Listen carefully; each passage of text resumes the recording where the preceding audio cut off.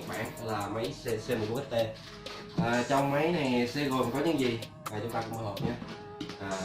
Thứ nhất, đây là cái sách hướng dẫn sử dụng, sách hướng dẫn sử dụng của Hitachi.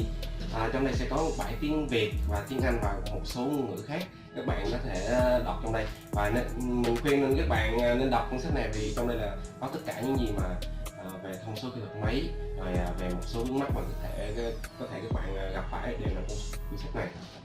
Thứ hai, đây là phiếu bảo hành sản phẩm của máy CC14XT. Trên đây sẽ gồm có tên của tập đoàn Hitachi Power Tool. Ở dưới đây là trung tâm bảo hành sản phẩm. Trong đây sẽ có tên của địa chỉ trung tâm bảo hành, số điện thoại hotline. Nếu các bạn có thắc mắc gì, các bạn có thể gọi về số hotline của trung tâm bảo hành sản phẩm. Và đặc biệt trong đây là nếu các bạn gọi đến trung tâm bảo hành sản phẩm, các bạn sẽ gặp được giám đốc kỹ thuật của công ty, người sẽ trực tiếp giải đáp các thắc mắc của bạn về khi các bạn sử dụng cái dòng máy CC14XT này. Và thứ ba là đây là một cái khoang đục jack để sử dụng cho cái máy CC14XT. Tiếp theo và cái này cuối cùng là một cái máy ở đây là dòng máy CC14XT của Hitachi Nhật Bản. Để phân biệt với các dòng sản phẩm giả của Hitachi thì các bạn lưu ý này, ở sau cái lốc máy của cái CC14XT này sẽ là dòng chữ của Hitachi với dòng chữ trắng và được dập nổi lên. Ở đây là thông số kỹ thuật.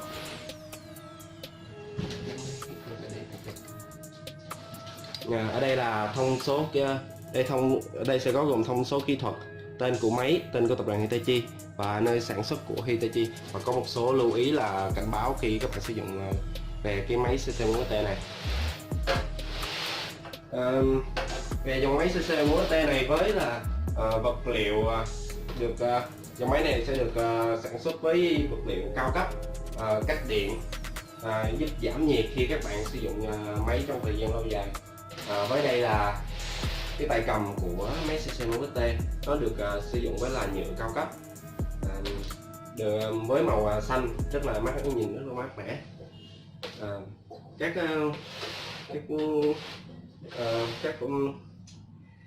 Các bộ phận của máy rất là chắc chắn.